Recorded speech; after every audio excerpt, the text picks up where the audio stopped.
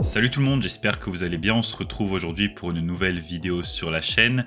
Aujourd'hui dans cette vidéo, on va réagir à la vidéo de l'influenceur fitness américain Anthony Mantello, donc qui a fait une vidéo intitulée « Les SARMs ont changé ma vie à 16 ans, mais est-ce que ça en valait le coup ?» J'ai décidé de réagir à cette vidéo puisque bien sûr le sujet des SARMs est l'un des sujets principaux de ma chaîne. Anthony Mantello, donc c'est un influenceur fitness qui a plus de 248 000 abonnés sur Instagram.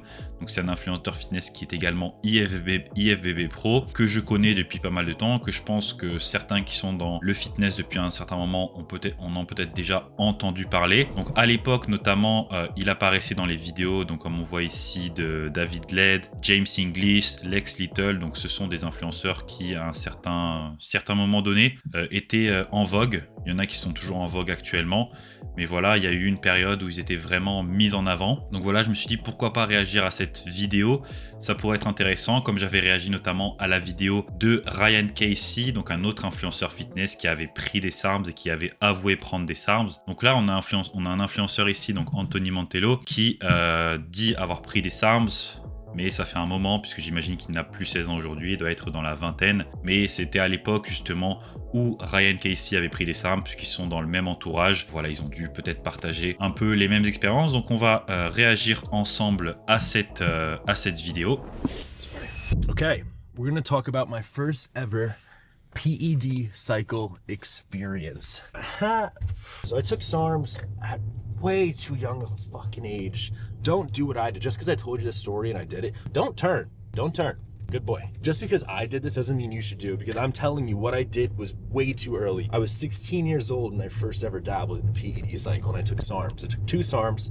I took LGD and I took one called S4. My philosophy behind it and my research was I wanted lean bulking gains, and it's what it did provide. LGD was like the main mass gainer, they said at the time, and S4 was kind of like a SARM version of Anavar. It was dry, hard gains, and you stay dry. So I was like, dude, let me stack these together and it should be golden. So SARMs are making... Donc, la première information intéressante, il nous dit qu'il a commencé à utiliser les SARMs quand il avait 16 ans. Donc bien sûr, 16 ans, c'est beaucoup trop tôt pour les SARMs, on va en parler par la suite, je pense, dans la vidéo. Mais voilà, il a commencé à utiliser des produits donc, qui améliorent ses performances et son physique à partir de 16 ans. Et sur son premier cycle, donc, il a décidé de partir sur un combo LGD 4033 et S4 Andarine. Donc, son raisonnement derrière ça, c'était le LGD 4033 pour la prise de masse et le S4 Andarine pour la définition musculaire. Donc, il souhaitait prendre de la masse tout en maintenant une certaine définition musculaire. Donc bien sûr, comme il le dit, cette vidéo qu'il a faite et également la mienne, ce n'est pas pour vous inciter à prendre des SARMs ou quoi que ce soit. Bien sûr, ne prenez pas des SARMs. Les SARMs sont uniquement destinés à la recherche scientifique et ils ne sont pas approuvés pour la consommation humaine. Mais voilà, on va pouvoir analyser un peu tout ça.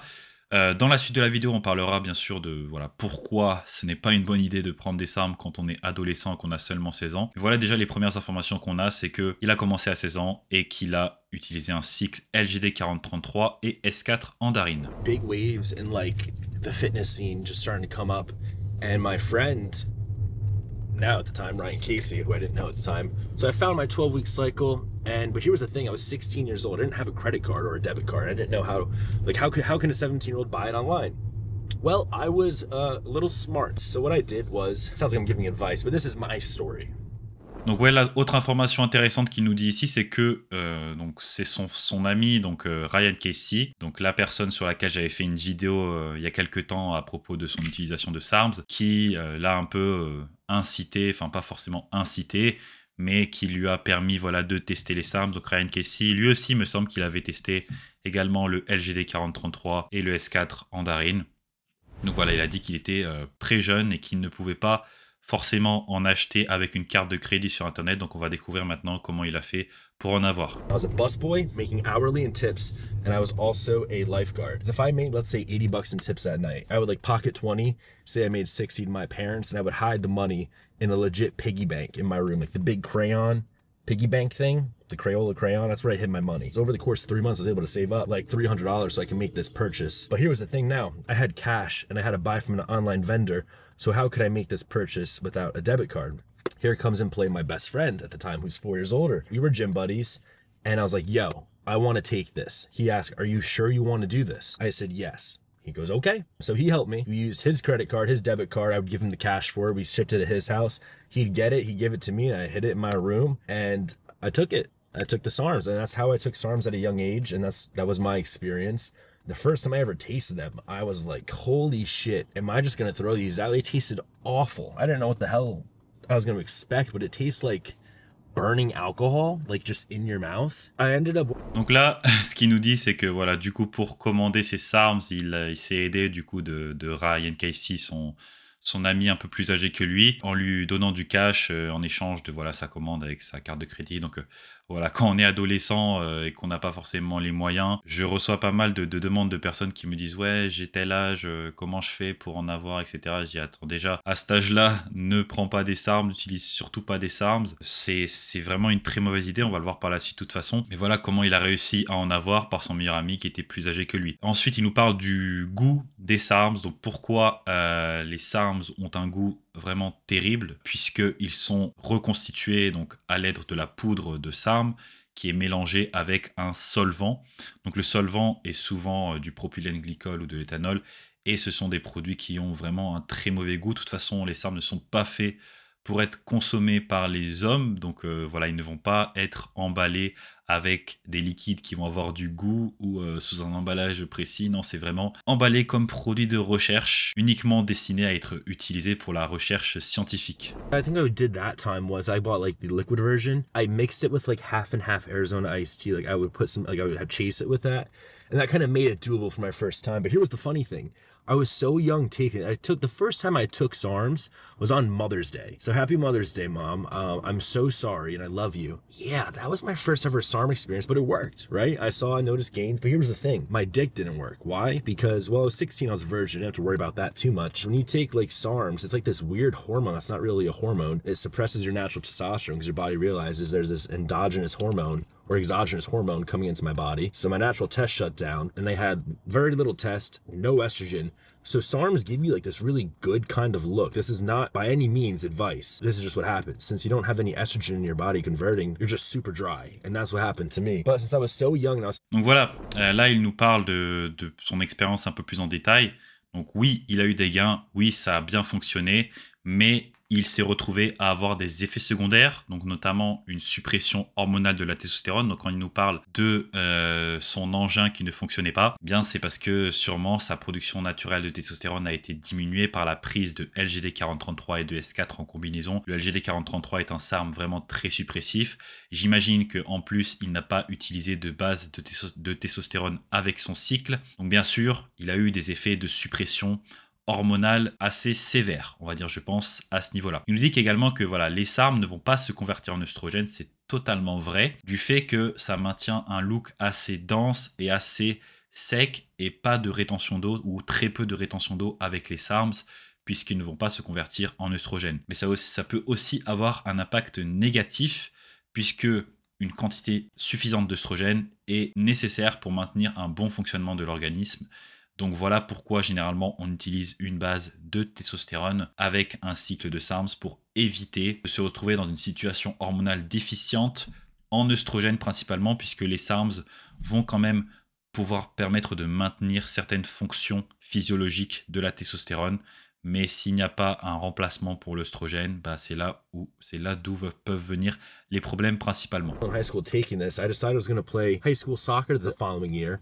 And tryouts were happening when I was kind of on cycle. And I was so scared for some reason getting drug tested that I didn't PCT. I didn't take like a Novadex or a Clomid or anything to get my natural test back. So I just survived for 4 months with like super low test levels. I can't even remember, like, didn't get with any girl. I don't remember being horny or anything. I just remember existing and kind of being super small and withered. I'm gonna throw up a photo of what I looked like. And yeah, it's kind of sad because I was just zero hormone Anthony running around on a soccer field chasing a ball for so long. And then I guess my second... Donc avant qu'il nous parle de son second cycle de SARMs, donc il nous dit qu'il n'a pas fait de PCT. En plus, donc déjà pendant le cycle de LGD et de S4, pas de base de testostérone, donc une suppression hormonale assez conséquente. Et puis si ensuite il n'a pas fait de PCT, bah c'est clair que voilà, pendant les mois qui ont suivi, il a dû vraiment galérer à récupérer ses niveaux naturels de testostérone. Surtout, voilà, à ce jeune âge-là, on récupère assez rapidement, mais le LGD 4033 est un composé à vraiment ne pas sous-estimer au niveau de la suppression hormonale. Il peut vraiment affecter les niveaux de testostérone d'une manière très conséquente, et ce, même dès 1 mg par jour dans les études. En tout cas, ce qui a été rapporté, c'est que le LGD 4033 est très suppressif à partir de 1 mg par jour. Donc je ne sais pas quelle dose il a utilisé ici ou en quoi consistait son cycle exactement, mais pris sur une période de temps suffisamment longue, à un dosage suffisamment élevé, et en plus en combinant cela avec un autre produit suppressif, bien que très peu suppressif par rapport au LGD, mais quand même suppressif, le S4, on se retrouve avec des niveaux hormonaux au plus bas. Cycle was just a repeat of the first one, but then I was a little smarter this time. I said, okay, on these websites you could buy the SARM solution, which tastes like absolute dog water, or you turning and going straight, you don't put on a blinker till last minute, or I could buy these SARM powders, which are way cheaper. So I was like, dude, let me do that. Same thing, saved up money, gave it to my friend, he bought it for me. I bought SARM powders. And what I did was I bought a milligram scale, like a legit drug scale. I bought empty gelatin capsules. And I would sit there in my room. My parents would go to bed. I'd be in there like a scientist. I put on rubber gloves. I had my whole setup. I had my empty gelatin capsules, my SARM powder on a milligram scale. And I'd weigh out each capsule to the dosage I would take per day. And I'd make it in bulk. If my cycle was 3 months, I'd try to make like the whole 90 days in one night. And then I would hide it in different places in my room. Like, I think one of the hiding spots was like a G-Shock watch case. The other one was maybe in like this Chris Angel magic box I had. So that's what I did, man. What happened? Alors là, c'est intéressant, il nous dit que pour son second cycle, du coup pour économiser de l'argent, ce qu'il a fait, c'est qu'il a commandé des SARMs en version poudre. Donc pourquoi les SARMs en poudre vont être moins chers que les SARMs en liquide ou en capsule? Puisque voilà, il n'a pas le processus d'assemblage. Vous ne payez uniquement que pour les produits bruts. Donc ce qu'il a fait, c'est qu'il a commandé les poudres et qu'ensuite il a acheté une balance de précision pour pouvoir reconstituer les capsules chez lui et en faire voilà son cycle. Donc voilà, c'est assez drôle de voir que voilà, un adolescent essayant d'économiser le plus d'argent possible, faisant le scientifique dans sa chambre à reconstituer des capsules de SARMs. Ça m'a fait sourire ce passage, mais on va voir ce qu'il dit par la suite, donc son expérience sur son second cycle. I got gains, I looked great, but here was the thing though. I took it way too early. It suppressed my natural testosterone. I got side effects in terms of like, they say S4 gives you nighttime blindness, and that is absolutely fucking true. We would be hanging out at nighttime playing Manhunt or just talking and bullshitting. I wouldn't be able to see my hand in front of me if it was nighttime. At nighttime, you can kind of see the shadows of the trees versus the night sky. Nope. One whole color of black. My friend were also bike riding. He decided to cut in front of me. Didn't see him till last second. I had a slammed on my front brake, flipped over, freaking cut open my arm. That was like the only real side effect. And besides that, I think I stunted my growth. Because I took it so early. Estrogen, I believe, deals with like your growth plates. And since I fucking crushed that, I think I would have been a little bit taller. Yeah, that is my...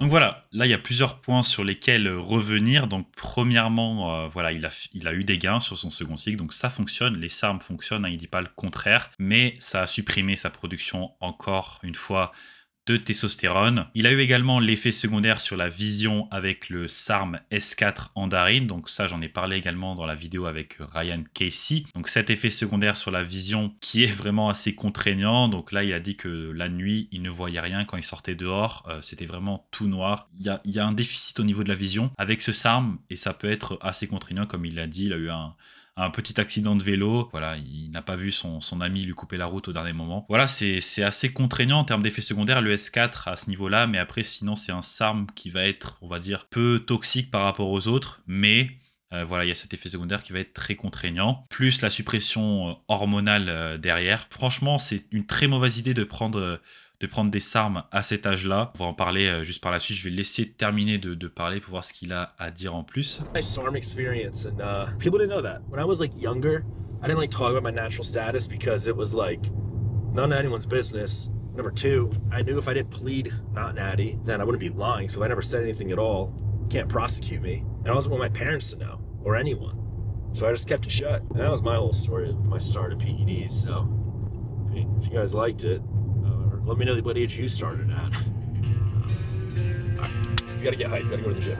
Donc voilà par rapport à cette vidéo, ce passage sur les SARMs. Alors qu'est-ce qu'on peut retenir de tout ça? Donc premièrement, quels vont être les effets secondaires spécifiques ou les dangers des SARMs pour les adolescents? Donc comme je vous ai dit, c'est une très mauvaise idée de prendre des SARMs à cet âge-là. Pourquoi? Donc déjà, bien sûr, il y a la suppression hormonale de la testostérone, mais également à cet âge-là, il y a une hormone qui est extrêmement importante pour le développement, qui va être la DHT, qui va vous permettre de vous développer à plein d'endroits différents et notamment au niveau de vos organes sexuels. C'est-à-dire que avoir un déficit en DHT à cet âge-là, ça peut littéralement réduire la taille que vous allez obtenir de votre engin à l'âge adulte. Également au niveau des œstrogènes, donc les œstrogènes ont des effets cardioprotecteurs, ont des effets neuroprotecteurs.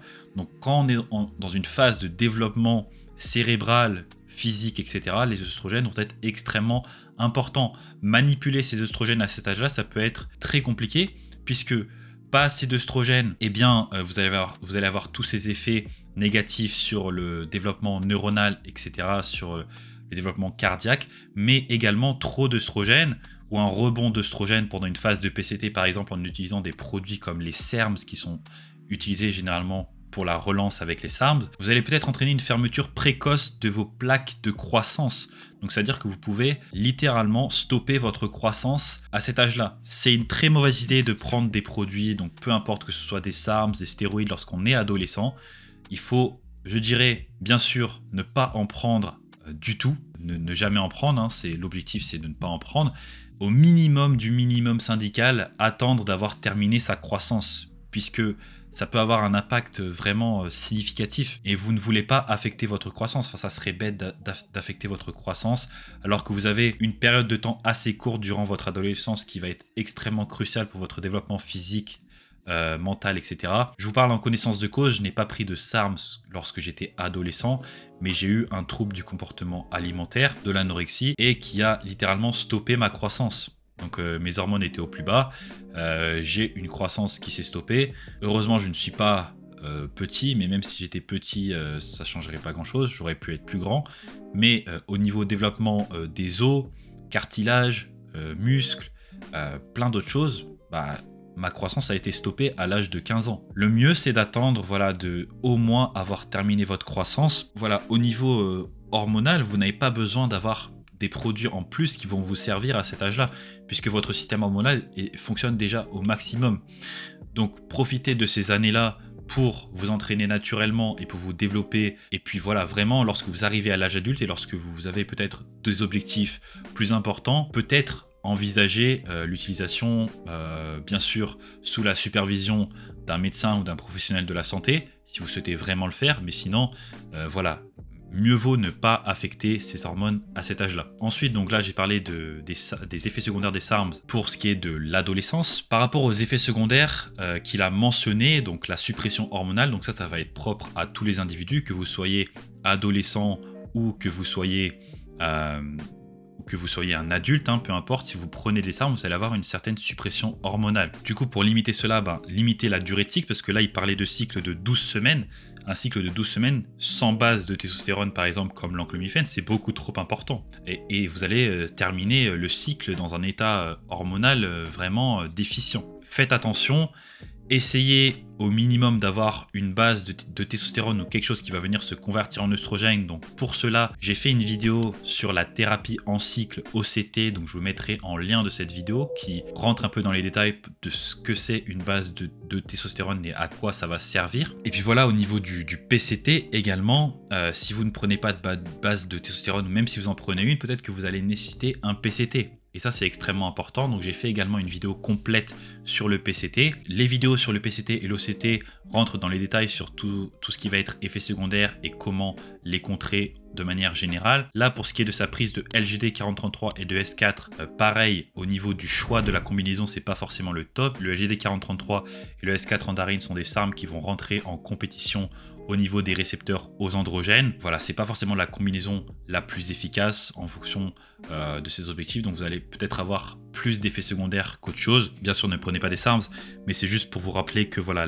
la combinaison qu'il a choisie ici, c'est pas forcément la plus adaptée. bien que voilà, en fonction de son raisonnement, c'était la plus adaptée à ce moment-là pour lui. Voilà, c'est juste pour vous dire qu'il existe d'autres alternatives à ce niveau-là. Donc voilà, et pour finir, j'aimerais parler de ce qui va être les physiques que vous voyez sur les réseaux sociaux, donc des jeunes influenceurs fitness. Voilà, là il le dit dans la vidéo que il n'a jamais dit qu'il prenait des produits auparavant, mais il n'avait pas dit non plus qu'il était naturel. C'est pour vous dire qu'il y a énormément de jeunes sur les réseaux sociaux qui prennent des produits justement pour améliorer leur apparence physique, et beaucoup d'autres jeunes sont complexés par cela parce qu'ils se rendent compte que eux n'ont pas le physique de leur influenceur favori. Mais il faut savoir que ces personnes-là prennent souvent ce genre de produits pour améliorer leur apparence physique. Bien sûr qu'ils ont la génétique qu'il faut.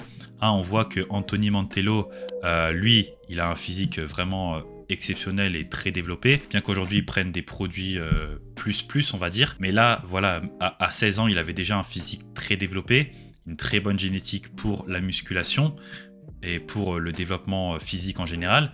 Mais il a quand même pris des produits pour améliorer son apparence. Donc c'est pour vous dire que voilà, il ne faut pas vous comparer à ces personnes-là. Elles ne sont vraiment pas naturelles. Là, on voit que dans le groupe d'amis d'Anthony Mantello, il y avait Ryan Casey, donc c'est la personne qui l'a introduite aux SARMs, donc j'avais fait une vidéo sur lui, comme je vous ai dit auparavant. Mais il y a également tous ces autres influenceurs, notamment David Led. Donc on est amené à se poser la question, est-ce qu'ils ont tous pris des produits à ce moment-là? Certainement, on ne peut pas l'affirmer à 100%. Mais voilà, on a à chaque fois une nouvelle personne qui revient en arrière et qui nous dit bah voilà, à cette époque-là j'ai pris tel produit ou tel produit. Peut-être que David Led nous dira un jour qu'il a pris des produits. Voilà, pour l'instant on ne le sait pas.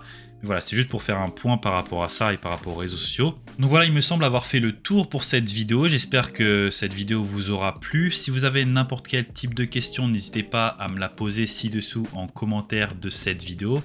J'essaierai d'y répondre de la meilleure manière possible. Si vous souhaitez avoir plus d'informations par rapport aux SARMs, par rapport à l'amélioration des performances physiques, etc., n'hésitez pas à rejoindre mes communautés qui sont disponibles dans la description de cette vidéo. Donc vous avez le Telegram, le Discord, vous pouvez également me contacter directement sur Instagram.